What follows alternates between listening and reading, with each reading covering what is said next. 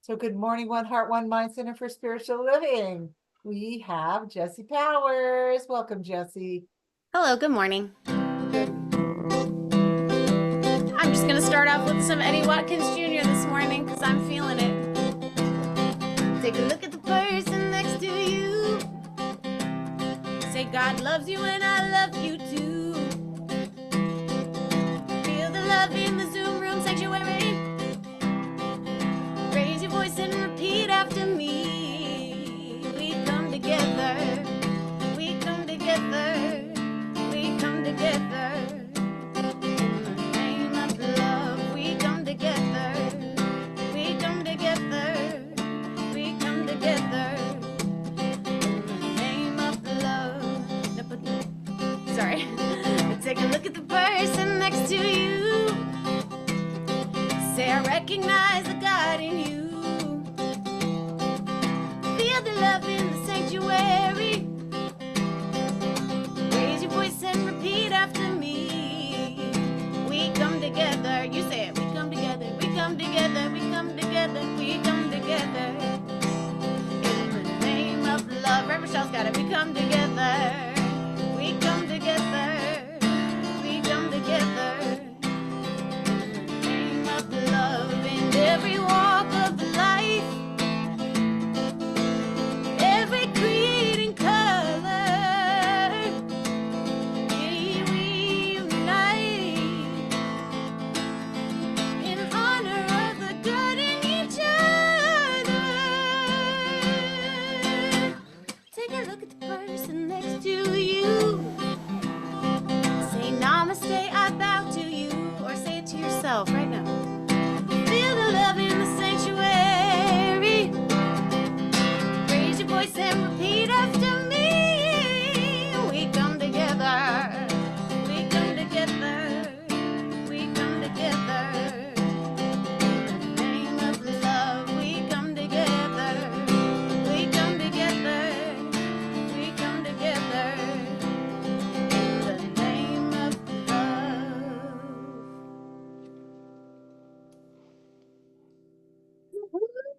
Yes, we do. We come together in the name of love. I love that. Thank you, Jesse.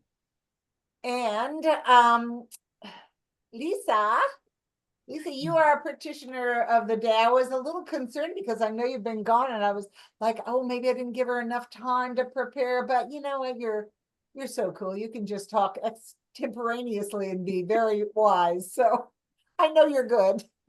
Well, it's hard because I get a lot of different ideas that all pour in at once. And so I don't know, it might be a little scattered today, but at any rate, I had so many things that pointed me in the direction of today. And I in terms of what you said about on the thing here, the thing that told us that we were meeting, that you described what we were talking about. But anyway, I attuned to living fully with the universal presence. And that was, was a part of it. And for whatever reason, in the past couple of weeks, I ran into YouTubes on Joseph Murphy. And Joseph Murphy was someone who became a religious science practitioner with Ernest. And then he became divine science, and he did a lot of books and lived a very long time. And he essentially, I'm not sure if what I'm listening to are his actual words or his words with a little bit of added modernity. But at any rate, the YouTubes are quite powerful and thoughtful, and um, in having the same message that we have. But he talks a lot about what he calls the unconscious, and I think that Ernest speaks of it in the same way too. And I just found myself having a different sense of the inner presence of God in the unconscious. It's that space that only says yes, and it's like whatever you put out, it says yes to. And it's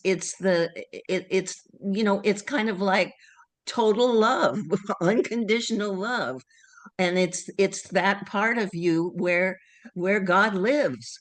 And at least for me, that it's like that has been an issue for me because of the fact that I was raised in, in a Christian religion with a lot of God out there. So that really pulling God inside of me has been more of a challenge. But I felt like with those, with what I was reading with Joseph Murphy, it settled in me that sense of God being that inner invisible that always says yes. And so, if you say, oh, I'm sick, sick, sick, it'll say, yes, you're sick, sick, sick. You say, I'm well, I'm healthy, I'm whole, I'm complete. Then that's what you are. And that's what spiritual mind treatment is all about. And so I just got blown away in terms of hearing this, the things that I have kind of gone over and over in kind of just a different slight slant that pulled me in a different direction. But he also, some of the things that there's a lot in terms of affirmations in there, in terms of solid affirmations, and the whole thing of needing to feel the affirmation, and the affirmation becomes its own spiritual mind treatment in a sense. But there's some words that I really like, that I like words and I like metaphors. And so there's one thing that I enjoy that I just share with you, is that divine life flows through my body like a river of light. And I just that settles in my body in a certain way. So I really like that. And so I felt as if the topic today for me was to try and look at who we really are. Who are we, in terms of our connection to the one. And so I really enjoyed that. And so at any rate, I think that if we kind of look beyond the cultural shaping that we have, we can see that we're God stuff. And acknowledging that gives us permission to really live our humanity fully. And so then I also found a few words here from Ernest I wish to share. Because the other thing that happened was that my calendar says life is a mirror. Smile at it. And so anyway, it says Ernest says, life will be to you what you are to it. Of necessity, there is a divine pattern in the center of everything. Somehow you must link your will, your thought, your intellect, your imagination, and your feeling with the divine presence which is already there. Between this perfection and completeness, which already exists, and your intellect, environment, and everyday experience, there is the accumulated experience of your subconscious mind. So anyway, that's what I want to share with you. And so now, why don't we pray? I know that there is one spirit, one life, one mind, and that mind and life is my mind and life right here and now. And I know that for each and every one of us, there is that divine presence that is never absent and that we can find. All we need to do is check in. And that divine presence is what can help us to move through the hard places of life as well as to enjoy the highs. And so I know that each and every one of us is blessed by our unity together as a group of people who are group of people who are totally open to the divine presence and using it and accommodating it in our life experience to make our life a joyous experience. And so I know that this service is blessed, and I know that Reverend Michelle has wonderful words for us to move us along our path of spirit. And I know that I'm terribly grateful that Jessie is here to bless us with her wonderful music. And I'm grateful for each and every one of you to be here, because when there are more than two gathered, it is just sublime and creates a greater experience of the kind of consciousness that we all want to live in all the time. And so I release my words with great thankings, with gratitude for each and every one of you, and for these teachings, and for my life. And so I release my word into the law, and we could release together by saying, and so it is. Sorry. No problem. That was absolutely lovely. Thank you. Yeah, Welcome. I really enjoyed what you had to say about today's topic, and I was thinking that is exactly the direction in which I'm going. So perfect. There is only one mind. So thank you, Lissa. As always, just wisdom. All right, Jessie, would you like to offer us some more music? Oh, well, I would. You know Thank you. I would. Thank you. I'm never gonna say no to that.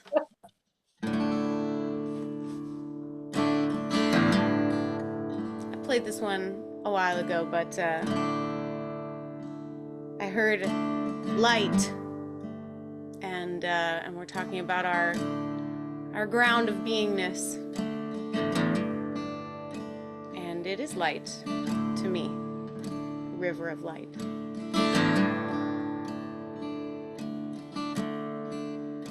Let the light come through like a door wide open. Let it all be new.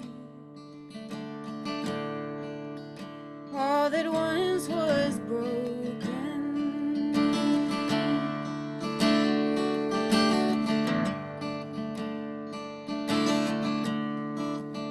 Let the light come through like a hearth in winter. Let it fill the room, ever warm and tender. It lives in me, it lives in you. So let the light come through.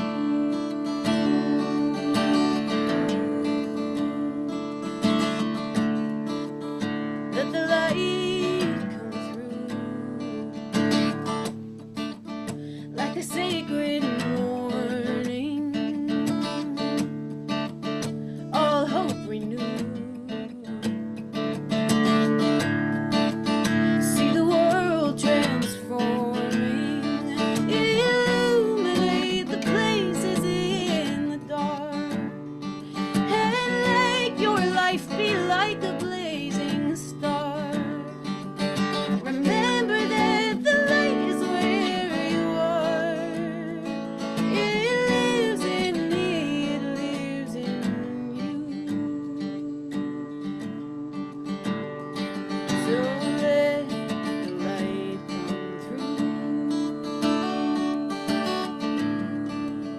Hey, hey, hey,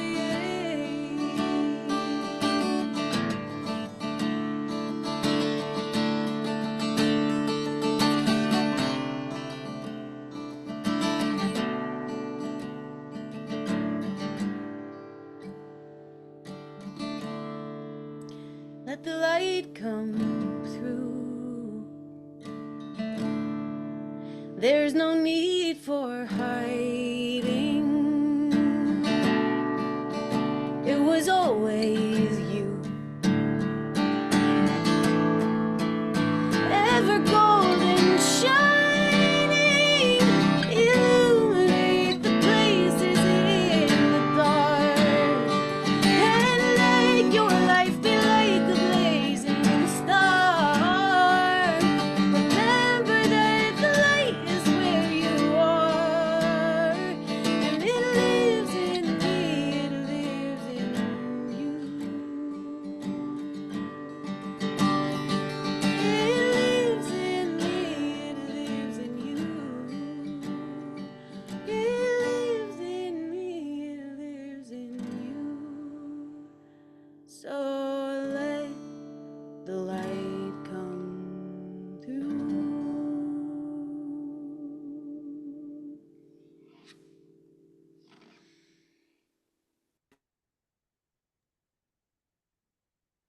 Yeah. That was so sacred and such a great reflection of what I'm going to talk about today. So I thank you, thank you, thank you, thank you.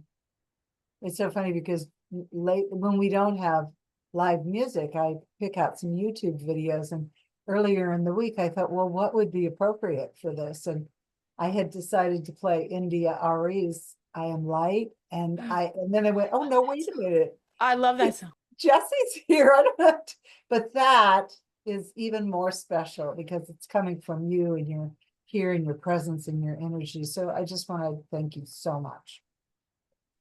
Thank you, thank you. So let's take a breath. And let me just say good morning once again, One Heart, One Mind Center for Spiritual Living. Because whether you're joining us in real time or replay, our community welcomes you. You know, we're just this ever widening circle of loving kindness, and everyone is welcome here in our space. And we're so blessed to be connecting. And I'm so blessed to be here with the opportunity to speak to you. So last week I kicked things off with a couple of really powerful quotes from Ernest Holmes, and they spoke to the idea that the purpose of our human lives is to live, and to live fully, you know, to live as a conscious expression of the divine presence that we are, you know, not to just get by, but to live from and stretch out into the infinite possibilities of life, to know who we are in God. I heard Lissa say that as well in her opening, to know who we are in God, and to step into our creative agency, to express God in every way, in every area of our life, and to allow the infinite possibilities in God to be directed by our intentions, grounded by our practice, and fully enjoyed through our connection and our laughter with each other. And this week, I want to kind of continue that focus on deepening our connection to spirit, and also to find that balance. Lissa spoke to this as well, between our deep connection to source and living our human lives. Because we all know life can offer us some really interesting twists and turns. And by practicing our connection to that center of life from which everything is sourced, by nurturing and cultivating that connection, we can experience the divine flow through our lives. You know, we can recognize that our lives are not just some random thing that's happening. They're divinely appointed, and that every thought and every feeling we hold that is aligned with universal truth shapes our experience. That every expression of love we extend draws us deeper into our reason for being here in our humanness. You know, to recognize that our higher purpose isn't only found in worldly achievements, no matter how wonderful and how great they are, and they are, but our higher purpose is unfolding right in front of us every moment, moment by moment, inviting us to be present in God. And the more we live in that natural unfoldment of moment by moment and the flow of source, the more we participate with it. And the more we find our unique balance, because it's different for everyone, our unique balance of living in the world, but not being sourced by the world. And our lives then just kind of become this ongoing experience of greater and greater good. And it's certainly been my experience that as I connect more intimately with God, I participate more with its nature, and more things start to unfold before me that I never could have imagined or expected. They're just better and better and better. So you probably all know this, but I'm going to tell you again. One of the greatest influences on Ernest Holmes, our founder, as he developed the science of mind philosophy, I think he said he synthesized it because he brought together many different sources. were the writings of Dr. Thomas Troward, especially when it came to the idea of creative law. And in his book, The Edinburgh Lectures, Dr. Troward highlighted two really important ideas that help us kind of comprehend our place in the limitless universe. And we can also see their influence in Ernest Holmes' writings as well. So Troward said that we must realize that we are centers in the universe, and as we often do, we're using the word universe and the word infinite interchangeably. So I have a quote from Troward. Troward wrote in his book, The Edinburgh Lectures, "We are accustomed to think of the infinite as distant and ourselves as detached from it. But we should realize ourselves to be centers in it." You're like this point of expression. You're a center of divine consciousness within this infinite universe. And the other idea that Troward spoke about, that Holmes incorporated into the science of mind, is the universal principle that there is nothing we can do to add to the efficiency of the universe.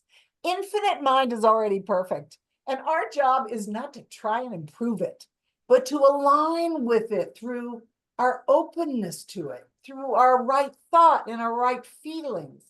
And again, Troward wrote, "We do not have to make the infinite work. It's already working. We simply provide the conditions under which it can operate through us. We are centers, participants within universal love and law and order and harmony. And we're not responsible for making the universe and its laws any more efficient, but it is our responsibility to connect with the love of our source, to feel our oneness with it. And in this way, we participate with its perfect love and its perfect harmony and order. And we are these points of expressions or centers within its infinite divine nature." So what do we really mean when we say we're centers in the universe? And how does this really apply to our daily lives? Well, let's look at the natural world. Let's look in the natural world for an example. Let's take a shark, for example. The shark is often seen as this lone predator, stealthy, solitary, feared. We've created an image of the shark as a creature that thrives on its own, needing nothing, answering to no one. But that's not really the whole story. In truth, the shark is not separate from the ocean. It belongs to this intricate, interdependent ecosystem. The shark helps keep the balance. It culls out the sick and the weak. It allows coral reefs to flourish. It helps schools of fish thrive. It moves alone, yes, but its aloneness is not isolation. It's always in participation with the whole.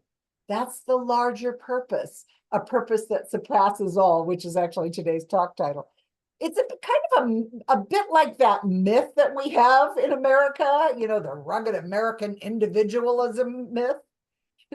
Rugged individualism tells us that we must go it alone to succeed.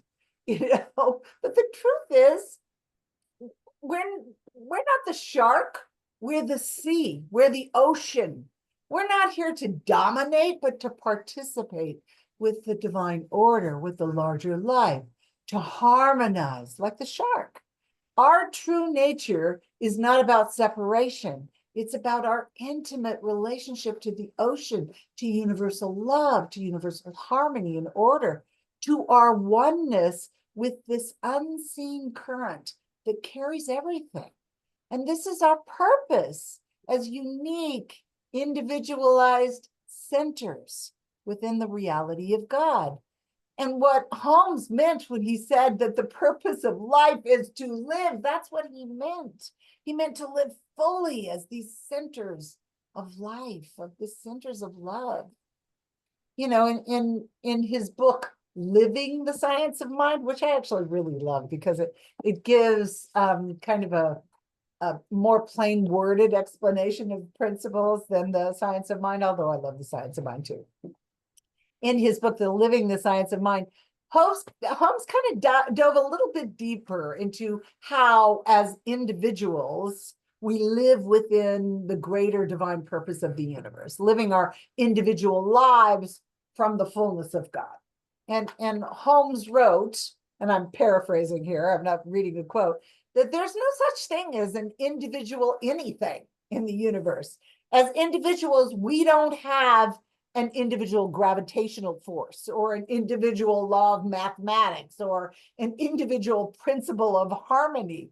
We're immersed in all these things, and they are individualized through us.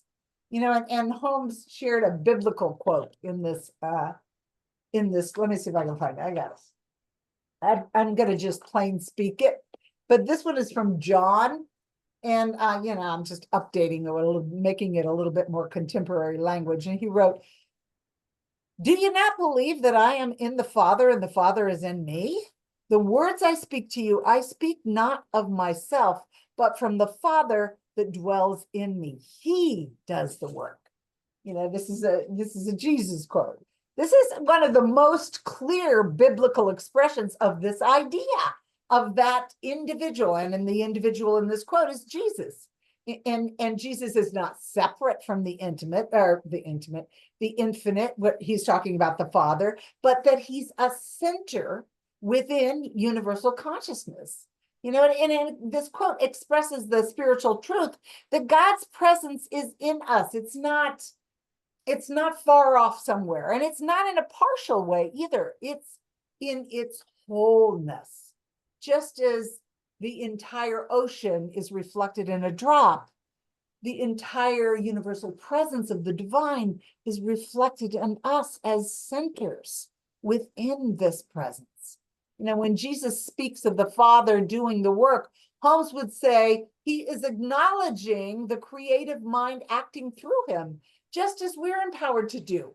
Universal principles are infinite, and we can use different language, but they're constant and always present, no matter what era we use them in.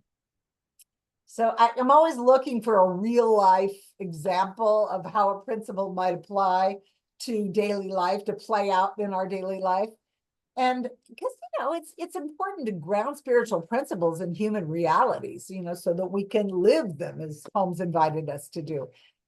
And I thought of this one example. I thought about when I was a new teacher. And as a new teacher, I know several of you have been teachers. Every year you get evaluated, and the principal comes in and observes, and sometimes he or she brings in other teachers to, more master teachers to watch you as well. It's kind of nerve-wracking, actually. And I remember on one evaluation day, I was a pretty new teacher, and I was kind of tied up in knots. And I was doing the whole human thing. Oh, I wonder if I'm going to remember everything from the lesson. Will I remember all the right words? Will I hit all the standards that I need to teach? All that stuff. And finally, I just went, oh, just stop. Take a breath. And I remember saying, oh, this is ridiculous. And then I just said, I'm going to God. So I started repeating to myself, I am not separate from the source of all this knowledge. It flows through me now. I am not separate. I am one with all of this knowledge. It just flows through me easily now. And then as I taught the lesson, I noticed that the ideas just started to seem to flow.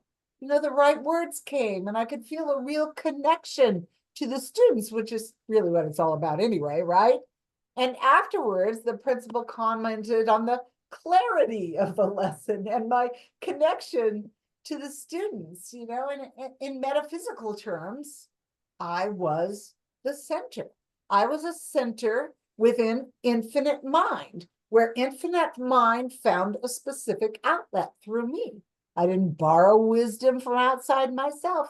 I drew on that infinite wellspring of knowledge in spirit, which was in me. I let it flow. And this can happen in any and every situation or circumstance in our lives. When we allow, we intend, when we practice, and then we enjoy and we celebrate. So that's just kind of a real life example of what it means to be the center of the universe, center of divine mind. And the other idea that Holmes borrowed from Troward is the idea that we don't have to make the infinite work for us more efficiently. It's already working. We just create the inner conditions or the inner environment so that it can operate through us. And this goes along with what Holmes said about us not having our unique set of spiritual principles and laws to live by, that we are one with universal truths and universal laws, and they're all grounded in love, whose purpose is to express that higher purpose of love, the love of God expressed in our daily lives. So let's use our tried and true metaphor, the one we use all the time, or the one of the gardener, of planting seeds. So the gardener doesn't make the seed germinate. The gardener doesn't push out the roots. The gardener doesn't unfold the leaves. The intelligence of growth is already inherent within the seed. It's inherent within the soil. It's in the laws of nature. And no amount of straining or worrying by the gardener will improve this life process. The gardener simply creates the right conditions by preparing the soil, watering regularly, making sure there's sunlight, pulling out all the weeds.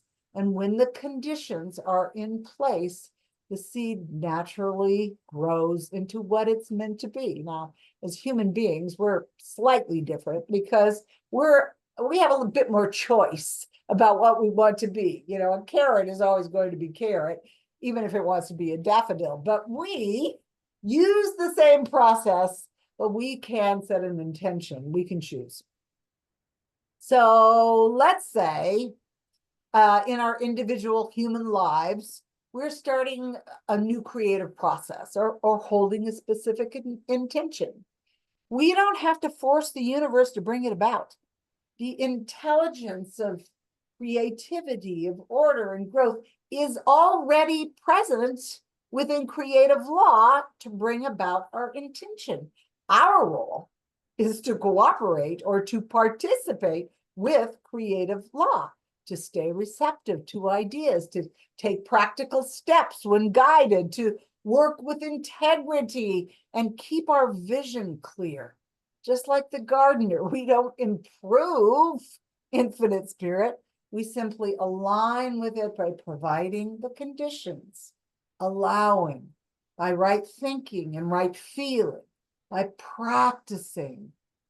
The efficiency of universal order moves through creative law.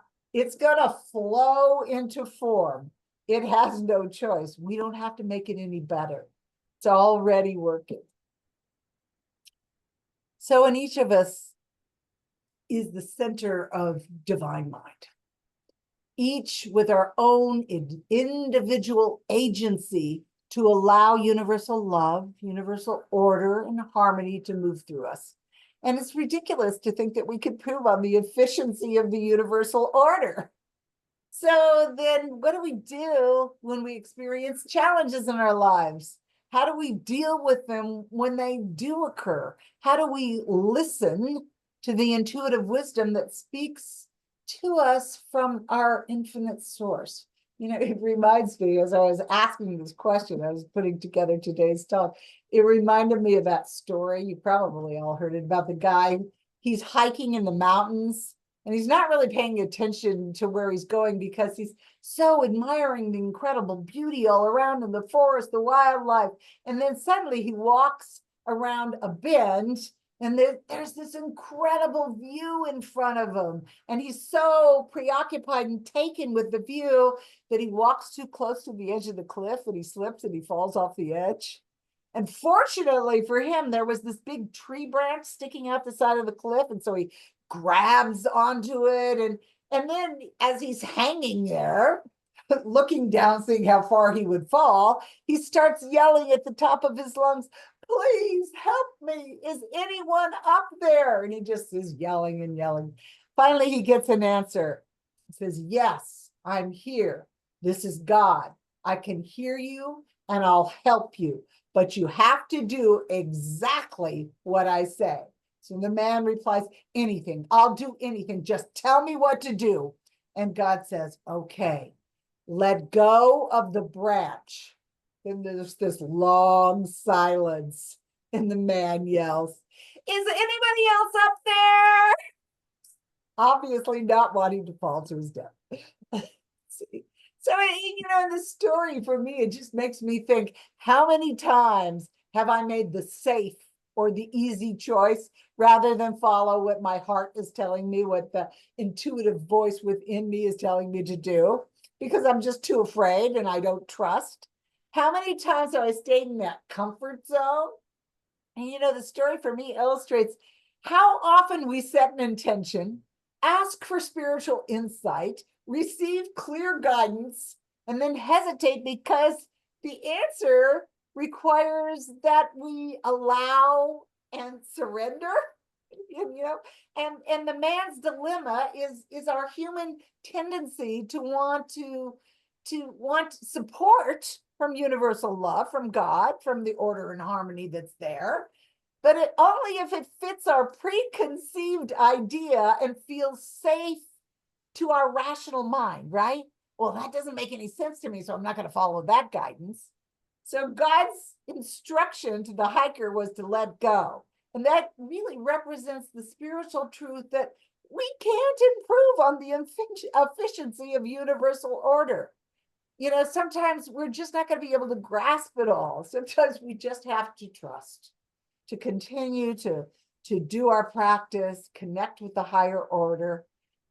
And really, when you think about it, the old has to die before the new will emerge. And that's kind of what that pause of silence was, the man's moment of doubt, how easily we look for a second opinion instead of trusting that still small voice of spirit within us. Because developing that kind of trust and faith in universal mind and universal order, that it's difficult. It happens through practice. It happens through the practice of continual connection, continual setting an intention, just moving into our practice over and over again. We allow, we intend, we practice, and then we experience and celebrate the good. Because, knowing the principle is one thing, but cultivating trust to live it, to actually let go of the branch, that takes practice. And we have wonderful spiritual practice to support us in cooperating with universal order instead of resisting it. First and foremost, our main go-to always happens for me. I'll always go hear myself, affirmative prayer or spiritual mind treatment. And I know there have been times when I've kind of put that on the back burner in favor of other practices, just for a while, but I always come back to it because it's the most effective practice that I've ever come across. It rewires our subconscious mind, and it builds confidence in spirit's reliability and its efficiency. There truly is nothing else quite like it. It's definitely my go-to practice because it gets results. And another practice that I've really been thinking a lot about lately, especially since I've entered my 70s, although it's true at any age, but I don't know, as I've gotten older, I've thought a lot more about how do I want to show up in service? How do I want to show up in service for the greater purpose, for the transformation of each individual heart on our planet, which will lead to the transformation of our human family and to our planet. And I've been thinking about how service is really more a matter of being and not necessarily a matter of doing. I'm realizing that it isn't necessarily about doing big tasks, but it's also about being a presence, being a presence of love and of peace and of compassion and kindness, It's about bringing that reality of spirit into all of our relationships, even our acquaintances and our just, people we see on the street, into our communities. It's about being a divine presence of love, about being in service to ourselves and to others, contributing to the whole, and doing it through a joyful presence. We begin by caring for ourselves, by nurturing our body, finding a creative expression, spiritual study, making time for spiritual reflection, and then just sharing our presence with others, just offering kindness and, a listening ear, just connecting, holding others in prayer, knowing their highest and best good. That's a profound form of service. And I think the key to it all is to do it with joy. As Holmes told us, the purpose of life is to live, and to do it with joy, to live with gratitude and humor and resilience, which lifts up our lives, and we get to serve as an example to others. Service can be any small act. It can be a smile, just a quiet patience or a generosity, because these things ripple out in unseen ways. Service, as I said, is often more about doing, or less about doing, and more about being a calm, loving presence, a listening ear, sharing a story at the right moment. These things change lives. They change our lives, and they change and affect the lives of others. So the purpose that surpasses all, which is today's talk title, is realized when we understand that we are these loving centers within the allness of universal mind. And that our purpose is not to try and improve on the efficiency of universal mind, but to reveal it, to claim it, to use it, to enjoy it, to play with it, to love it, and express it in ways that up until this moment, you may never have even dreamed were possible, but they are. So from that place of knowing that we are these divine centers, I offer this prayer.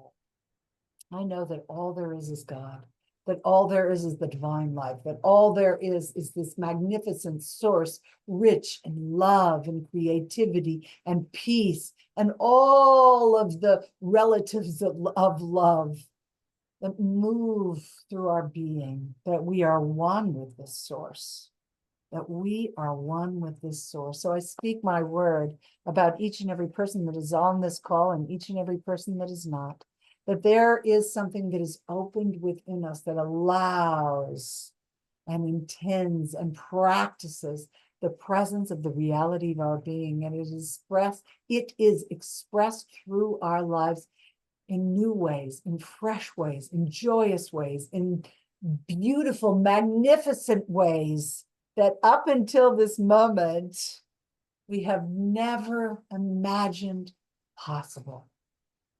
So for this and so much more, I'm just incredibly grateful. I'm grateful to be in that connection with all of you, and to know that my word is powerful and your word is powerful, and collectively we can tip the scale to the transformation of our world, so that all people revel in the joy of life, of God, of spirit. So I just relax in this, knowing all is well, and together we say, and so it is.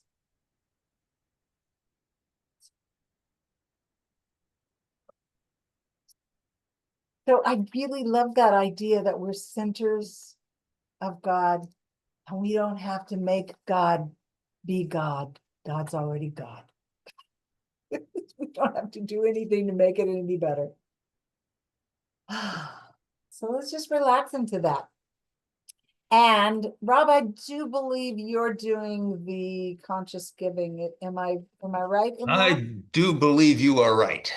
All And right. I'm happy to do that. Want to thank everybody for being part of this service and being here. Your attendance certainly is a very important part of keeping us going, and also your financial support. We couldn't do this without you. So if you'd like to contribute, there's the Venmo instructions are there, and if you've got some cash lying around you'd like us to have, just sweep it into a pile and shovel it into a shoebox, tape it up, send it to Michelle, and I promise you we will make good use of that.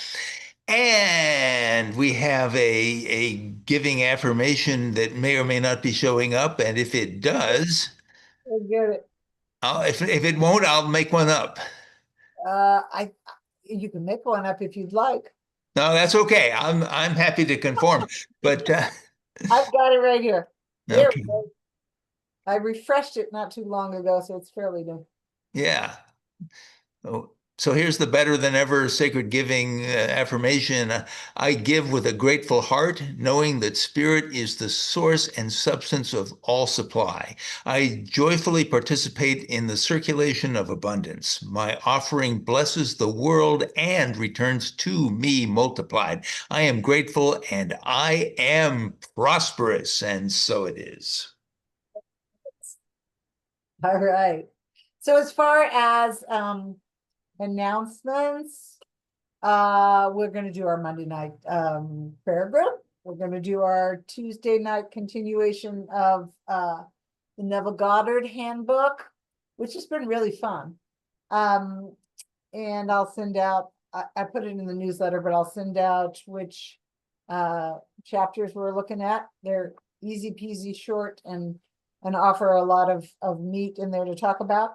On I think it's the 5th of October, the first Sunday in October, we'll be up at Ohm. And I think that's about all I have. Oh, prayer group is this week on the 17th. On the 17th, Relaine will be leading her prayer group on Wednesday at 10 o'clock. And that, I believe, is all I got to say. So Rob, if you would like to do our benediction. Absolutely. What a wonderful service, and how wonderful it is to have everyone here. And as we just relax into the goodness that is God, that we can feel all around us. Right now, I am so grateful for what has transpired today. I am so grateful for Lissa, Lazaro, and my favorite part of that is life is a mirror, just smile at it. And smiling is so appropriate to every aspect of what we do, because goodness of God is so prevalent. There is nothing but goodness anywhere in the universe, and I am so grateful that this is so. I am smiling at all of this. I am smiling at Jesse Powers, whose divine talent is shared with us in such a giving fashion, and I am so delighted with Michelle's the message that she had, that we are centers of divine consciousness within the allness of the universal mind. That is just such a wonderful thought, and I'm smiling at that too. And so, because there's nothing to do but smile and be happy, I am so grateful. I release my word to the universe. I let it be. I let it go. And together we say, and so it is. So it is lovely. Thank you so much. All right, Jesse, you're up, sweetie. We can change the world if we want to. We can change it all if we want. Sit with me, we can be 6 feet apart. We'll bow our heads and honor that which is greater than we are. Take the pain inside your heart and give it to the light. Together we're better, so let yourself remember that tonight. Because we can change the world if we want to. We can change it all if we want. We can change the world if we want to. We can change it all if we want. It isn't mine to ever know the answer to it all. What I do know is we must go where we are called. Everything is screaming out, honey, it's all inside. Begin with me within and see the peace that we ignite. Stillness is the way. Stillness is the way. Stillness is the way. Stillness is the way. Gonna breathe in, gonna breathe out. That's about all that we can do right now.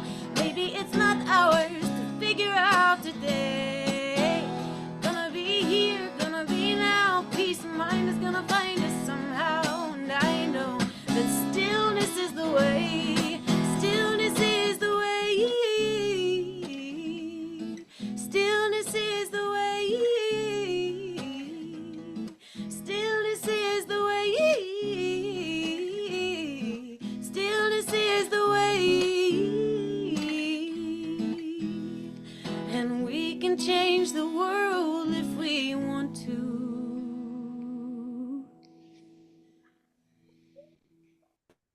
Yes, we can. Thank you, Jesse. Thank you, everybody. I'm going to go ahead and turn off our recording.